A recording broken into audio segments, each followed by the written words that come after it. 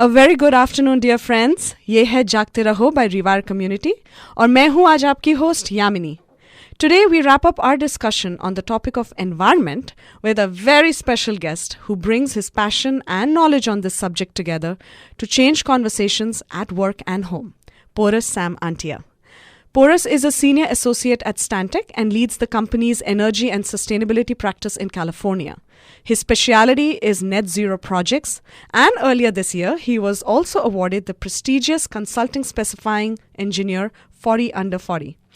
Porus brings his immense technical knowledge in this field back home and continues to find ways to reduce our personal footprint.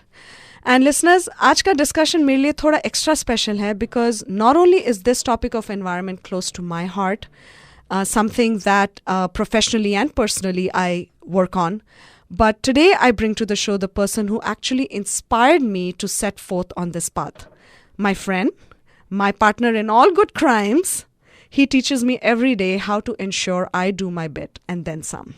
Thanks, Porus, so much for joining me on the show today. Hi, Yamini. First, I would love to thank Rewire Community for this opportunity to be on this radio show and to talk about a topic that I'm so passionate about. I'm glad you're here. Porus, why don't we just start with talking about how did you get into the field of sustainability and what you do right now? So I'm from India, and as an Indian, we have always been taught to be extremely conscious about energy and resources. It's part and parcel of being part of India, where energy and resources were always not easy to come by, and so we were taught to reduce and reuse wherever possible. It's part of our bringing, and so as part of that, when it came time to choose a career, I got into architecture. And as an architect in India, you're taught to design using the elements and using nature. And that those principles were very near and dear to me. And so those principles are what drive me every day to be able to design and build buildings that use less resources and that use less energy, that are sustainable, and that create an environment for future generations. That's awesome. The elements. I love that. So, Porus, how did you bring that to your work? What is net zero energy? So net zero energy is a newer phenomenon in buildings. It's about 10 years old. About 10 years ago, I got the opportunity to work on the National Renewable Energy Lab's research support facility project. And it was a new concept in buildings. The entire concept was that we're going to build a building that doesn't cause harm to the environment, that actually is part of the environment, that gives back to the environment. So as we know, buildings use a large amount of energy. Buildings in the US use about 70% of all the electric consumption in the United States is energy used for heating, cooling, and lighting buildings. And so to be able to create a net zero building is to be able to generate as much energy as the building consumes. So think of it very simply. Think about it from a house standpoint. If you were to look at your house and you have a front yard, a backyard, you have your roof. If you were to put a renewable energy resource that actually generates energy anywhere within the boundary of your house, and if that amount of energy over a given year was able to offset the amount of energy that you consumed within your house, which is appliances, lights, and things that consume energy, then over a given period, your house would be a net zero energy house. And so the concept is actually relatively simple. So say your renewable energy resource was generating energy. Say photovoltaic panels. Photovoltaic panels generated electricity by sun or solar shining on it.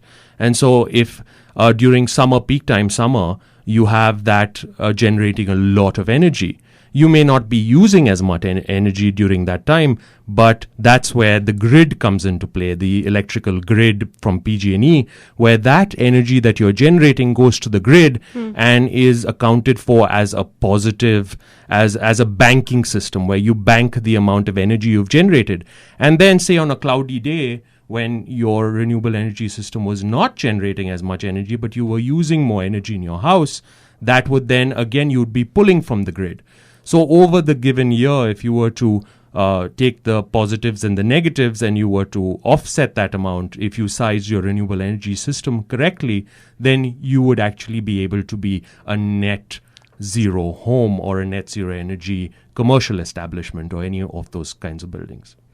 So to your point, I'm going to ask two questions. One, just to simply explain to our listeners what is offset. And I would also, I think you already brought the conversation home by giving me an example at home. So let's start with understanding what's offset and then get into panels and all when it comes to home and what it means for us in terms of hum kya kar sakte hain. So offsetting your energy use is basically, when you're offsetting something, you're trying to see reducing the amount of energy use and then offsetting it with, generating the amount of energy. So you start to reduce, the amount of energy you use in your house, and you can do that in a number of different ways. Is you reduce it by using LED lighting, you offset it by reduce it by using energy efficient appliances in your house. You use it by insulating your house. Once you reduce the amount of energy in your house, you can offset it by generating whatever is left over by generating using a renewable energy stream. So that's what offsetting means, is that whatever you use, you offset it with generation of energy. Within your house, there are so many different examples of what you can do within your house. I gave you some examples. It's in a residential home. It's actually fairly simple in terms of energy efficiency.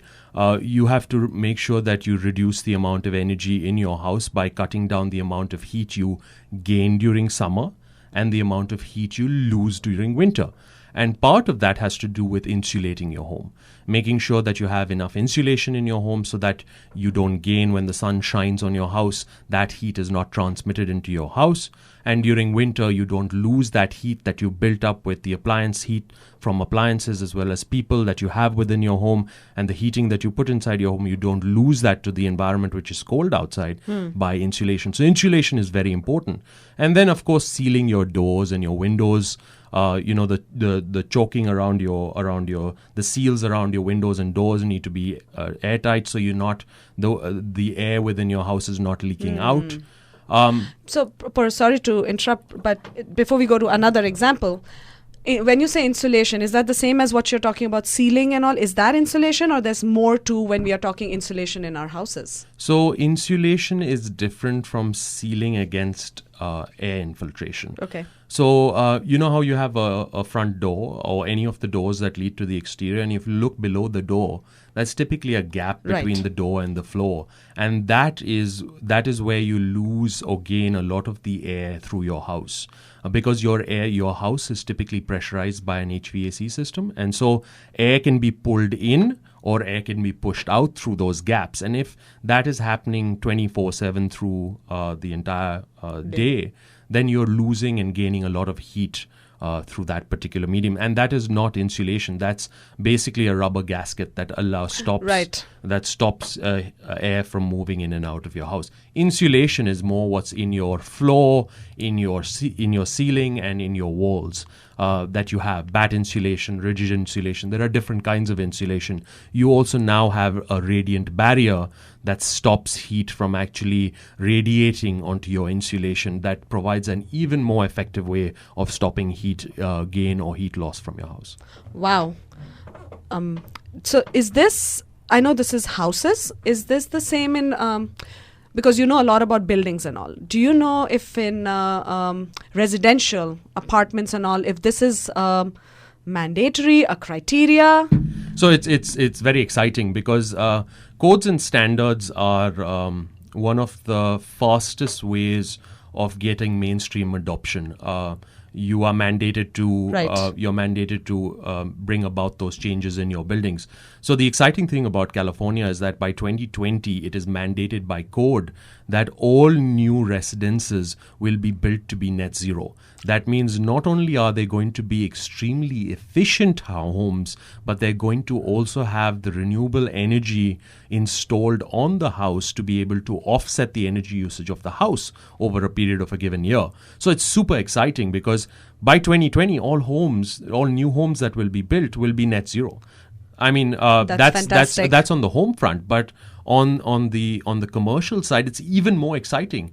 By 2025 and 2030, we're going to have in our Title 24 codes, we're going to have criteria that specifies that all commercial buildings are going to be designed to be net zero. And then not only that, we'll have mandatory requirements that all existing buildings are converted to net zero energy buildings. So very exciting time in Wow. California for buildings. So I was going to ask you about the existing buildings, but looks like for commercial we are looking into that. So I'm going to take us back to जो तुमने word mention किया, renewable. बहुत ही popular word है, बहुत ही often use किया जाता जी, है वो तो है, हाँ. For all good reasons. And I think part of what I want to talk about here, and this is I know primarily for people who probably own houses, renewables is a great way, quote unquote, to offset our energy use. What are your thoughts on renewables and what can we be looking at? I think panels is a very popular conversation, but I think what I want to share with my listeners is ki environmental gain ke saath there's actually an economic aspect to all of this, and I would love for you to highlight a little bit because I know you've done this in your house. Sure. So there are a number of different renewable energy sources. There's obviously the very popular solar PV, which is solar photovoltaics, which converts solar power into electricity. You also have solar thermal, which converts your solar energy into hot water heating, takes the heat and converts into hot water heating for domestic hot water or for heating your pools or for providing space heating. You also have wind, which you've seen the wind turbines all over the mountains around California. You also have geothermal. So there are a number of different renewable energy resources. The most right now, the most economically viable is solar PV. Solar PV is, as you've seen all over California, you have solar PV being installed on rooftops and on schools and on commercial buildings. There's obviously very important. You brought up economic viability. That is true. Right now, the return on investment for a solar PV system for a residential solar PV system is 6 years, and so it becomes commercially extremely viable and financially Right. extremely viable, because once those 6 years are over, you're getting free energy. And so, it's the right time to install solar PV. You have a 30% federal rebate. You also have net metering laws in place till 2019 in California. And just to give you a small snippet about net metering is basically a system where you can use the grid as a battery. You don't have to have a battery in your house, where you can, as I described earlier, where what you generate can be provided, you can send into the grid, and when you need energy, you can bring it back, so you don't have to pay for the extra cost of a battery to store that energy. So those are the net metering energy rules, where if you're generating excess energy, then you pay for it based on what you call the full commercial rate. So a full commercial rate of energy. Whereas if you generate less, then you're just paying for what you use. So it's a great time in California for renewable energy as well as in the country. Purus, I love the way you talk about environment and energy, and California seems to be a great place to be in to do all these things. But on the other side, the way the lifestyle we all have, I would call it, quote unquote, affluent. We don't face a lot of challenges which truly climate change, global warming may directly be having. So how do you go about having these conversations, and like, what is your way of communicating and getting people on board? You got me on board, dear listeners. He got me on board literally by showing me a movie called The Inconvenient Truth. That was a long time back, where global warming was still under discussion कि ऐसा कुछ हो भी रहा है कि नहीं, climate change सच है भी नहीं. But after that, with a lot of research, a lot of numbers, I think that's how he kind of got me on board. But I can imagine this is not an easy conversation to have when you see something in front of you, but you know the impact of it is not easily felt by people around you. So how do you go about, and I know there's no right or wrong answer, but how do you go about having these conversations? So the way that we make change, and you talked about affluent communities. So any technology in the world, whether it deals with energy efficiency or renewables, has an adoption curve where you have something called innovators, early adopters, early majority, and what in order to make these changes in our environment today, the research is out there that shows that humans are having a direct impact on our environment. We know that in terms of all the research that is out there with global warming, with greenhouse gas emissions, with changing storms, etc., etc. And so we need to make sure that the technologies that we're inventing to be able to reduce the impact that humans are having on our environment get adopted. And so as an affluent community out there, we have a responsibility to be able to take these technologies, invest in these technologies as early adopters, even if we're not innovators, but to be able to fund those technologies so that they get adopted widely, so that then they trickle down into less affluent communities, so that those communities can feel the impacts of those changes. So, how do technologies get into codes and standards? They get into codes and standards because they're funded from a research standpoint. Then they're adopted by early adopters, and then they get into the early majority of the innovation curve. So it's making sure that we invest in these technologies, making sure we spread the message of these technologies so that they can go down to the entire human population, so that they can be used by the entire human population. Look at what we've done with LED lighting. Lighting was one of the largest building energy uses, and we have invested in the research and the marketing and adoption of LED lighting, which now uses a third of the energy usage, or even less than that, of what typical lighting used to use. So those things are very, very important. Now, in terms of how do you have a conversation, I think it's a person at a time. I think there's so much value to that, spreading the message. A lot of people don't have access to education. They don't have access to the research. They don't have access to the statistics. And if you can spread that message, whatever you learn, to one person, that person is going to spread to the next person and the next person. It's a very simple way of doing it in our lives. So I think that's one of the messages I'll leave with you, is that if you have a statistic and you're passionate about something, spread it to the next waiter you see, or the next help you see, or the next driver you see, or the next friend you see, and they will spread it on, and they will get excited about it, about making a change in the lives they lead. I'm glad he brought up restaurants and people, talking to people there, because I make him hopefully proud and miserable when every time I'm given a new glass in a restaurant and I say, don't give me a new glass, give me the old one. Or when they give me a straw and I say, bring the manager, I want to talk to them and tell them why straws are bad for the environment. So he patiently listens to me do all these things. He's cheering for me right now. You all can't see it, but he's cheering for me right now. So Porus, you talked a little bit. I think what I heard from an early adopter and everything was key. A lot of it is driven, the market is driven very much by consumption, consumers, and how that also impacts the cost and all, because I think LED, solar is subme. What we need to understand is key, there is an investment, absolutely a heavy investment, but the returns are financial and environmental. Even, I mean, LED was the first place I also learned about the returns. So this is more from a consumption perspective. I know there's a practice you have personally from a production perspective, an area where we don't think about it, but when you were buying your car, that's the time you talk to me a little bit about, think about कहाँ से चीज़ें आ रही हैं. You're a consumer, but once you're educated, you can also think beyond just the consumption piece. So share with our listeners a little bit about how you approached, very simple, from your life, how you approached buying a car. You thought through it.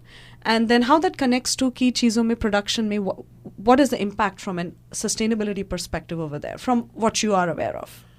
So I think, Yamini, that's a fantastic point. So what Yamini is talking about is something called embodied energy.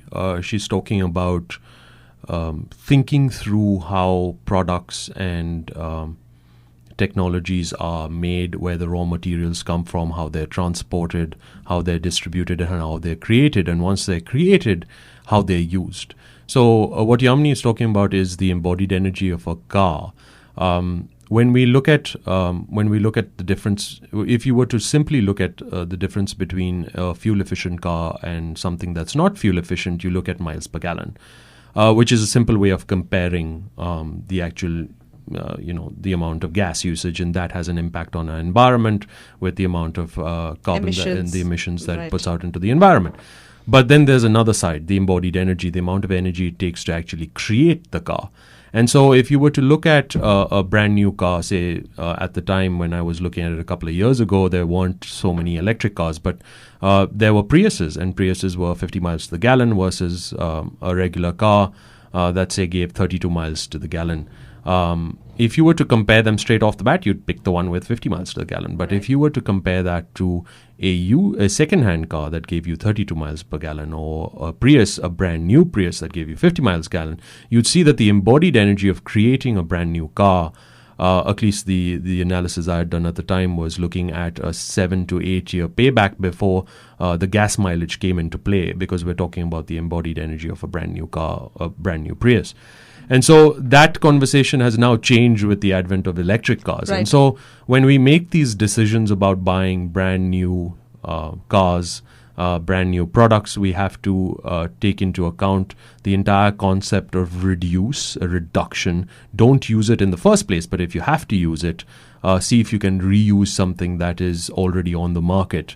And obviously, you need to make sure that you have to have those conversations with yourself about what are the true impacts on our environment.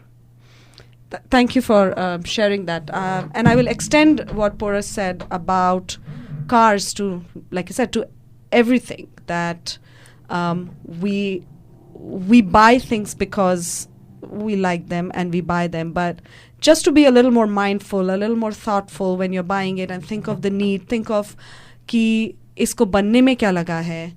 And I know behavior is hard to change overnight, but I think knowledge is the way to do it. And I believe our next generation is going to fix a lot of things that we have done. So Porus, tell me, I'm going to just switch to asking you about you. What inspires you to keep going? Oh, it's fairly simple for me, Yamini. What inspires me to keep going is my kids, the next generation. We have a short lifespan. We'll be here for 80 years and then we're gone. And 80 to 100 years, I'm partially, so I'm going to live a while. Oh, wow. But I think the next generation is going to inherit the world, and the resources, they're not unlimited. We have one world, but we're going to have a larger population, and that population will have to live with the consequences of our actions. And so what drives me are my kids, is to leave a better world and a better legacy for my children. They will see what I did, and they will move that work forward. They will have those senses and sensibilities, and they will care. They will have empathy for the people who don't have what we have. So it's all about legacy and leaving the world a better place for our children, so that they don't struggle and they don't have to fight for resources. So Porus, we are almost out of time. So before we go, I would love to ask you if there is any message you have for our listeners, and if there are any, top 2 things or 3 things maybe we can do in our house now to support the environment? Just 2 or 3 tips. And listeners, we will provide all this information on the Revar Community Jagte Raho Facebook page. So do check us out over there. So I would say the last thing, and I did talk about this during the show, I think the last thing I'd leave you with is think about the choices you make. It's very important that as we go through life, we think about the choices we make from an environmental standpoint. I'm not here to change people's minds about how they look at products and things that they buy from a financial standpoint or how they make those decisions. It's just being aware. Be aware, read about the decisions you make and change. Make sure that when you hear something, you don't discount it because you were brought up in a certain way or that you came from a certain environment. Be open to change. Be open to listening about the impacts of what we create. That's the only message I would leave you with. Thanks, and Boris. In terms of to answer your tips, second of question, course. Yes, sorry. I would say right now, if you were to invest in a technology, I would say solar PV is a technology you could definitely invest in. From a food standpoint, I am a non-vegetarian, but from a food standpoint, I have given up eating red meat because it has a significant environmental impact. The numbers that we're seeing is that it has 40 times the impact. The meat industry has 40 times. I'm talking about beef. Has 40 times the impact of greenhouse gas impact of vehicles, and so it's almost better to give up eating red meat than it is to give up your car. But meat uses about 26 times more land and 11 times more water than even chicken and pork. So that's just something to think about. What we eat, the amount of water we use in our homes. So just some of those messages that I'd like to leave you with. Thanks, Porus. And listeners, again, we will put some of these tips from Porus. I'll talk to him more after this and share it on our page. So, Porus, thanks so much for joining me.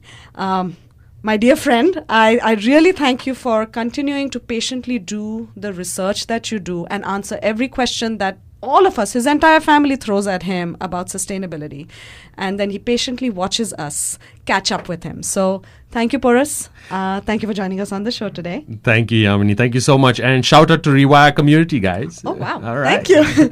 So listeners, with that, we're going to wrap up today's show. अगले हफ्ते हम एक नए guest के साथ आएंगे और एक नए टॉपिक के साथ आएंगे. तब तक के लिए जागते रहो.